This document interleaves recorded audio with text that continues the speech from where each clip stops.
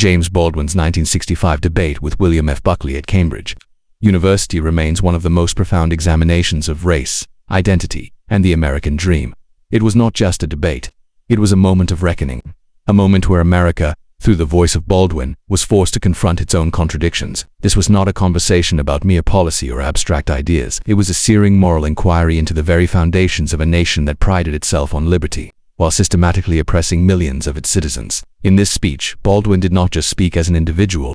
He carried with him the weight of generations. His words were laced with the pain of history, the urgency of the present, and the warning of a future that could unravel if America refused to acknowledge its sins. He presented an unflinching reality, that the prosperity, progress, and wealth of America were built on the backs of black people who were never allowed to partake in the fruits of their own labor. While the world admired America for its economic success and democratic values, Baldwin made it clear that beneath the polished surface lay a story of exclusion, exploitation, and systemic injustice. One of the most compelling aspects of Baldwin's argument was his ability to bridge the personal and the political. He spoke from his own experiences but made it clear that his story was not unique. He was voicing a collective truth. The ghettos of Harlem, the discrimination in education, the violence of segregation, these were not accidents of history. They were deliberate structures designed to keep black Americans in a state of perpetual disadvantage. This was not just about racism in individual hearts and minds, but about a system built to maintain an illusion, an American dream that was never meant to include everyone. At the heart of Baldwin's speech was a question that remains as relevant today as it was then. Can America be honest with itself? Can a nation founded on the ideal of equality acknowledge that it has, for centuries, functioned on the reality of inequality? And more importantly, what happens if it refuses to do so? Baldwin warned that a failure to address these issues would not only doom black Americans but would ultimately unravel the very fabric of the country itself. Baldwin's mastery of language, his command of history, and his deep moral clarity made this speech an unforgettable moment in intellectual and political history. He did not seek pity, nor did he beg for justice. Instead, he demanded accountability.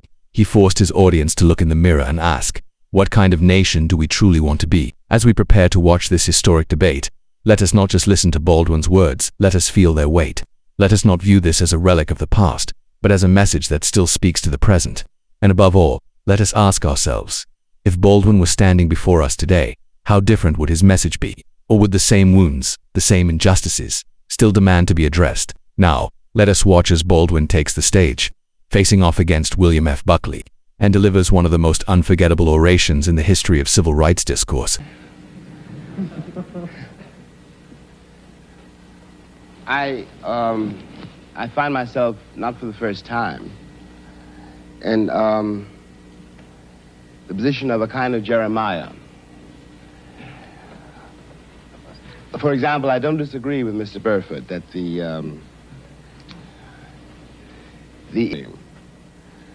indeed it has. I quarrel with some other things he has to say.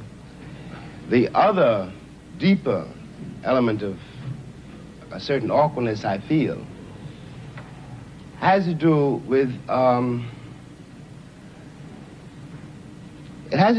one's point of view. I have to put it that way. One's sense, one's system of reality. It would seem to me that the proposition before the House, if I put it that way, is the American dream at the expense of the American Negro, or the American dream is at the expense of the American Negro, is a question hideously loaded, and that one's response to that question, or one's reaction to that question, has to depend on an effect on where you find yourself in the world, what your sense of reality is, what your system of reality is. That is, it depends on assumptions which we hold so deeply as to be scarcely aware of them. A white South African, or a Mississippi sharecropper, or a Mississippi sheriff, or a Frenchman driven out of Algeria, all have, at bottom, a system of reality which compels them to, for example, in the case of the French exile from Algeria, to defend French reasons for having ruled Algeria. The Mississippi or the Alabama sheriff, who really does believe when he's facing a Negro boy or girl, that this woman, this man, this child, must be insane to attack the system to which he owes his entire identity. Of course, for such a person, the proposition of which we're trying to discuss here tonight does not exist. And on the other hand, I have to speak as one of the people who've been most attacked by what we must now here call the Western or the European system of reality. What white people in the world, the doctrine of white supremacy, I hate to say it here, comes from Europe. That's how it got to America. Beneath, then, whatever one's reaction to this proposition is, has to be the question of whether or not civilizations can be considered as such equal, or whether one civilization has the right to overtake and subjugate and, in fact, to destroy another. Now, what happens when that happens? The most private, the most serious thing this does to the subjugated is to destroy his sense of reality. It destroys, for example, his father's authority over him. His father can no longer tell him anything because the past has disappeared. And as which you have pledged allegiance, along with everybody else, has not pledged allegiance to you, it comes as a great shock. The disaffection, the demoralization, and the gap between one person and another, only on the basis of the color of their skins, begins there and accelerates throughout a whole lifetime, so that presently you realize you're 30 and are having a terrible time managing to trust your countrymen. By the time you are 30, you have been through a certain kind of mill. And the most serious effect of the mill you've been through is, again, not the catalog of disaster. The policemen, the taxi drivers, the waiters, the landlady, the landlord, the banks, the insurance companies, the millions of details, 24 hours of every day, which spell out to you that you are a worthless human being. It is not that. It is by that time you've begun to see it happening in your daughter or your son or your niece or your nephew. You are 30 by now, and nothing you have done has helped you to escape the trap. But what is worse than that is that nothing you have done, and as far as you can tell, nothing you can do, will save your son or your daughter from meeting the same disaster and not impossibly coming to the same end. Now, we're speaking about expense. I suppose there are several ways to address oneself to some attempt to define what that word means here. Let me put it this way. Cheap labor. I am stating very seriously, and this is not an overstatement, that I picked the cotton, and I carried it to market, and I built the railroads under someone else's whip for nothing. For nothing.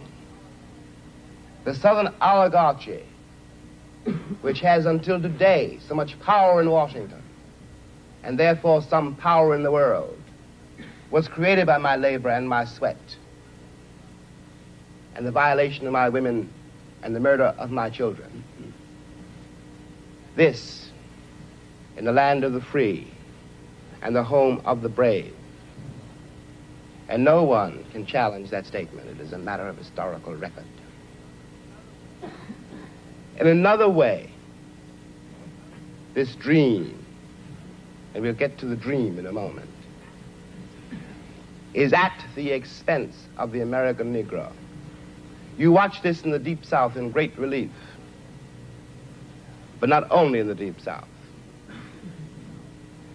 In the Deep South, you are dealing with a sheriff or a landlord or a landlady or the girl at the Western Union desk. And she doesn't know quite who she's dealing with, by which I mean that if you're not part of the town, and if you are a northern nigger,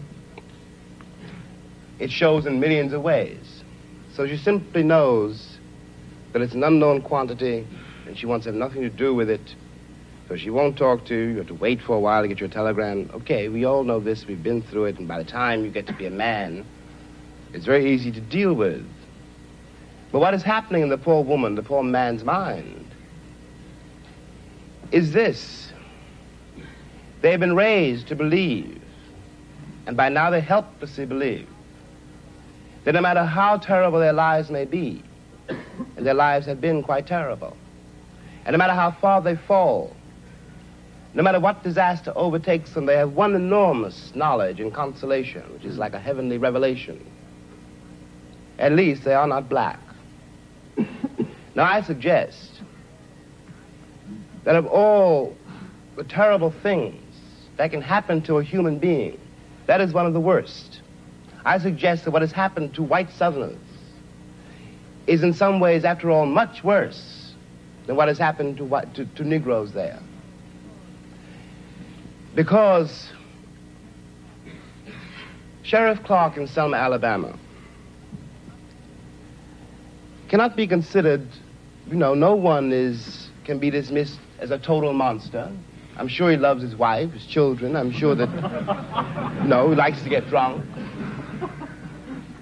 He's, after all, one's got to assume, and he is visibly a man like me. But he doesn't know what drives him to use the club, to menace with the gun, and to use the cattle prod. Something awful must have happened to a human being to be able to put a cattle prod against a woman's breast, for example. What happens to the woman is ghastly.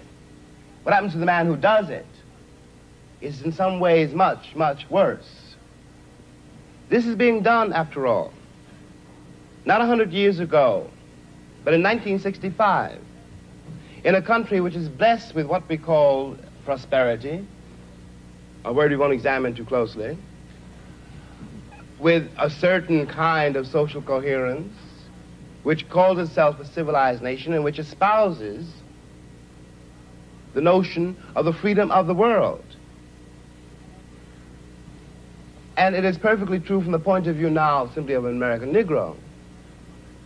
Any American Negro watching this, no matter where he is, from the vantage point of Harlem, which is another terrible place, has to say to himself, in spite of what the government says we can't do anything about it.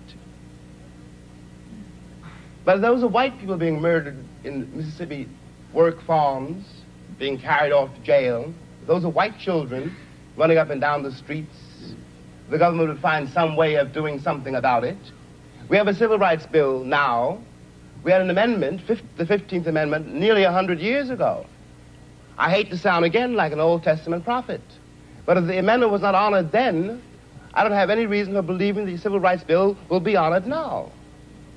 And after all, one's been there since before, a lot of other people got there. If one has got to prove one's title to the land, isn't 400 years enough? 400 years, at least 3 wars. The American soil is full of the corpses of my ancestors. Why is my freedom or my citizenship or my right to live there, how is it conceivably a question now?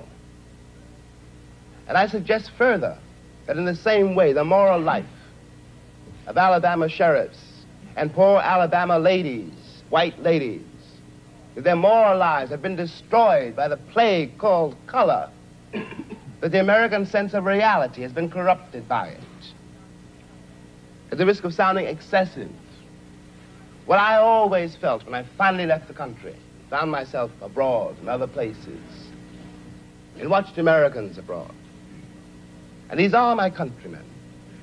And I do care about them. And even if I didn't, there is something between us. We have the same shorthand. I know, when I look at a girl or a boy from Tennessee, where they came from in Tennessee, and what that means. No Englishman knows that, no Frenchman, no one in the world knows that except another black man who comes from the same place. One watches these lonely people denying the only kin they have. We talk about integration in America as though it was some great new conundrum. The problem in America is that we've been integrated for a very long time. Put me next to any African, and you will see what I mean. And my grandmother was not a rapist. What we are not facing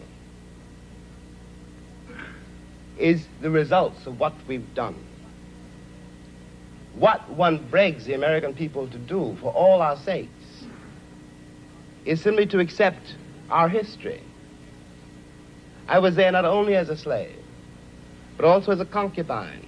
One knows the power, after all, which can be used against another person if you've got absolute power over that person.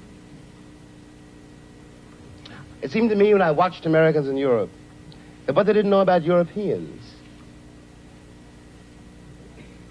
was what they didn't know about me. They weren't trying, for example, to be nasty to the French girl or rude to the French waiter. They didn't know they hurt their feelings. They didn't have any sense that this particular woman, this particular man, though they spoke another language and had different manners and ways, was a human being.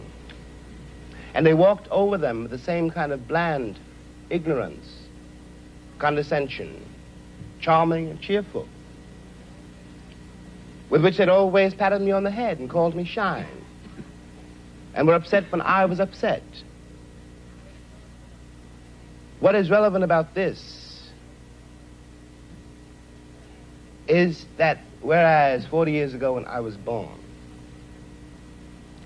the question of having to deal with what is unspoken by the subjugated, what is never said to the master, of having to deal with this reality was a very remote possibility. It was in no one's mind. When I was growing up, I was taught in American history books that Africa had no history, and neither did I. That I was a savage, about whom the less said the better, who had been saved by Europe and brought to America. And of course, I believed it. I didn't have much choice. Those are the only books there were. Everyone else seemed to agree. If you walk out of Harlem, ride out of Harlem, downtown, the world agrees. What you see is much bigger, cleaner, whiter, richer, safer than where you are. They collect the garbage. People obviously can pay their life insurance. The children look happy, safe. You're not. And you go back home. And it would seem then, of course, that it's an act of God, that this is true, that you belong where white people have put you. It is only since the Second World War that there's been a counter-image in the world. And that image not come about through any legislation on the part of any American government, but through the fact that Africa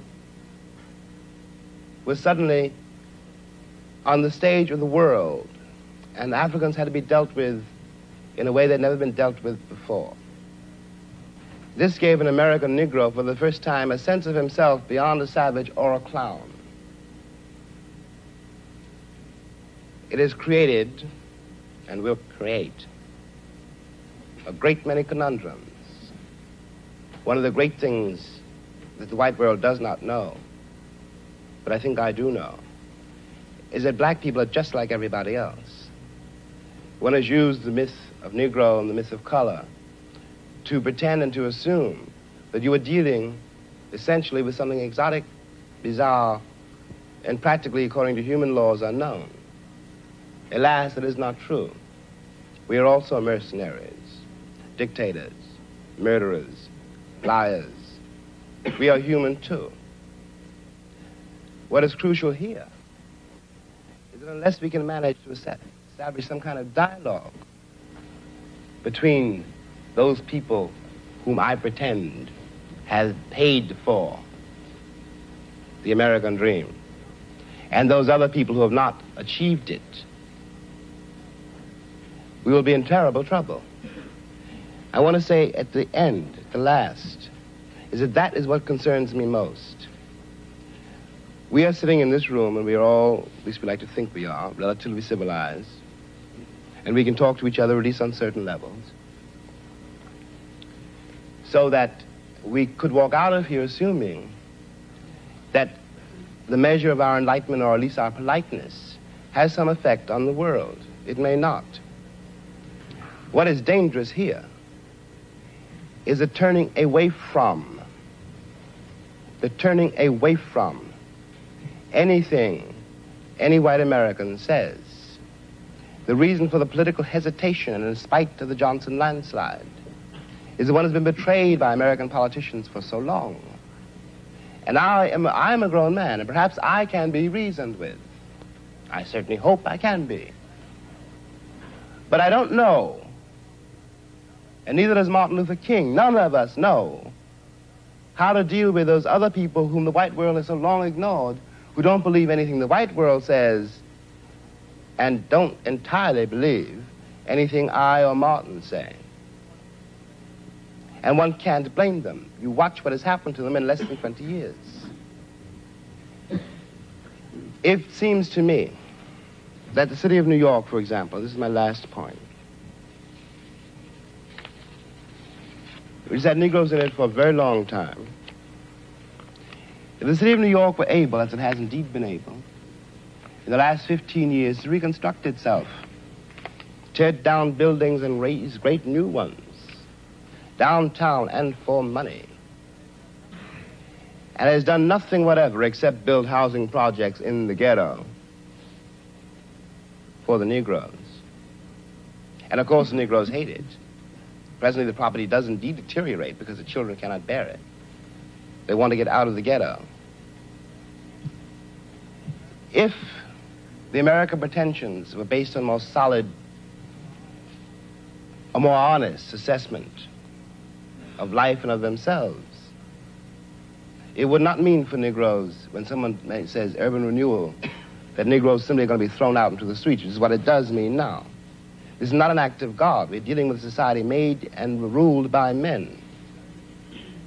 If the American Negro had not been present in America, I am convinced that the history of the American labor movement would be much more edifying. Baldwin opens by highlighting the hypocrisy of the American dream. The idealized vision of America as a land of equal opportunity and justice collapses under scrutiny when examined through the lens of black history. He asserts that America's wealth, power, and status on the world stage were achieved through the unpaid labor of enslaved Africans and the systemic oppression of their descendants. For centuries, black people were denied access to the very opportunities that define the American dream. Crucially, Baldwin does not frame black Americans as passive victims. Instead, he speaks of their resilience in the face of unimaginable hardship. The irony, he argues, is that while black people have been the backbone of the nation, they have been continually subjected to dehumanization. The very hands that built America were denied the right to reap its benefits. This argument extends beyond America. It resonates with people of color globally, many of whom have experienced colonialism, segregation, and systematic economic exclusion. The exploitation Baldwin describes is not merely an American phenomenon, it is a global structure that has upheld Western supremacy for centuries.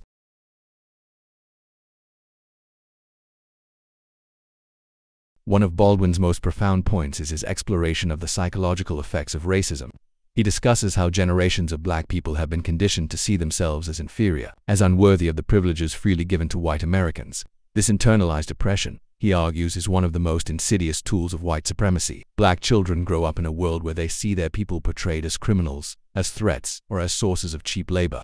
Their history is erased, their heroes are silenced, and their voices are drowned out by narratives that dehumanize them. Baldwin describes how this conditioning creates a deep psychological wound, one that is difficult to heal even as political and legal victories are achieved. This, too, is a universal theme. The same psychological scars exist among indigenous populations in Australia, among descendants of enslaved people in the Caribbean and South America, and among the colonized masses in Africa and Asia. Baldwin's argument forces us to consider how deeply racism has shaped not just institutions, but the very self-perception of oppressed people, the myth of American progress. At the time of Baldwin's speech, the civil rights movement had achieved major legislative victories, yet Baldwin is skeptical of the notion that these laws signal true progress. He challenges the audience to consider how long black Americans have been waiting for justice, how many promises have been broken, how many leaders have been assassinated, how many black families have been torn apart by systemic oppression. Baldwin references Robert Kennedy's assertion that America might have a black president in 40 years. The statement, meant as a hopeful promise, was met with laughter and bitterness in Harlem. To Baldwin, This was not progress, it was a patronizing gesture that ignored the centuries of injustice black people had endured. Even today, Baldwin's skepticism remains relevant. While America has elected a black president and made visible strides in racial representation, systemic inequalities persist. The wealth gap between black and white families remains vast. Mass incarceration disproportionately affects black communities. Police brutality, voter suppression, and economic exclusion continue to shape the lives of black Americans and people of color worldwide. The role of white America. A significant portion of Baldwin's speech is directed at white Americans, particularly those who see themselves as progressive. He argues that many white liberals believe in racial equality in theory, but are unwilling to confront their own complicity in systemic racism. He challenges white Americans to acknowledge that they benefit from a system built on black suffering. He warns that their reluctance to confront this reality is not just harmful to black people, it is destructive to the very fabric of America. A nation that builds its identity on falsehoods will eventually crumble under the weight of its own contradictions. Baldwin's warning is not just for white Americans of the 1960s, it applies today.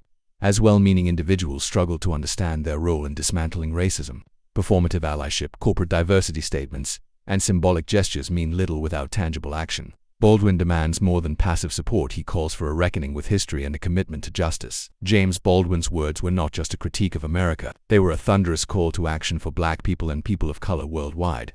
His speech compels us to ask painful but necessary questions. How do we reclaim a history that has been distorted, erased, and rewritten by our oppressors? How do we forge a future that prioritizes justice, dignity, and humanity over exploitation and systemic oppression? How do we dismantle structures built to exclude us and replace them with systems that affirm our worth and agency? For black Americans, Baldwin's message serves as both a mirror and a roadmap. It is a reminder that the struggle for true equality is not over. It is ongoing, unyielding, and deeply rooted in centuries of resistance. It is a warning against complacency, against the illusion of progress that is too often weaponized to pacify the oppressed. It challenges black Americans to push beyond mere survival and demand a society that recognizes their full humanity not as a concession, but as a fundamental right. Baldwin exposes the myth that time alone will heal the wounds of racism. He dismantles the idea that gradual progress is enough. The reality, as he makes clear, is that without deliberate action, without an unrelenting fight for justice, the structures of oppression will remain intact. They will evolve, shapeshift, and adapt to maintain their grip on black lives. Today, this truth manifests in mass incarceration, economic disenfranchisement, voter suppression, and a legal system that still devalues black bodies. Baldwin's speech demands vigilance. It demands that black Americans continue to challenge these injustices with the same fervor that generations before them did. For Africans and the African diaspora, Baldwin's words serve as a powerful indictment of colonialism's lasting grip on the continent and its people. Africa, a land rich in resources and culture, remains economically shackled by the same Western powers that once enslaved its people. The ghosts of colonial rule still shape economic policies, political instability, and global perceptions of African nations. Baldwin's message is a call for self-determination, for a reclaiming of Africa's wealth and power, for an end to systems that keep Africans dependent on exploitative foreign aid and multinational corporations that strip the continent of its riches. The fight is not just economic, it is psychological. Baldwin understood that colonialism did not just steal land and labor, it robbed entire nations of their sense of self. The imposed inferiority complex still lingers in post-colonial societies, manifesting in colorism, class divisions, and a preference for Western validation. To heed Baldwin's call, Africans must not only seek economic and political liberation, but also a cultural and mental decolonization. This means embracing indigenous knowledge, supporting African-led innovations, and building institutions that serve Africans rather than foreign interests. It means rejecting the idea that Africa must conform to Western standards to be seen as developed. True development is self-determined, not externally imposed. For people of color worldwide, Baldwin's speech is a lesson in solidarity and shared struggle. Whether in Brazil, India, the Philippines, Palestine, or the Caribbean, racial and economic oppression wear different faces but stem from the same root, a global system that prioritizes profit over people, whiteness over diversity, dominance over coexistence. The struggles of marginalized groups are interconnected, and Baldwin's words implore them to recognize their common enemy. To truly honor Baldwin's message, oppressed communities must stand together. The fight for racial justice cannot be waged in isolation.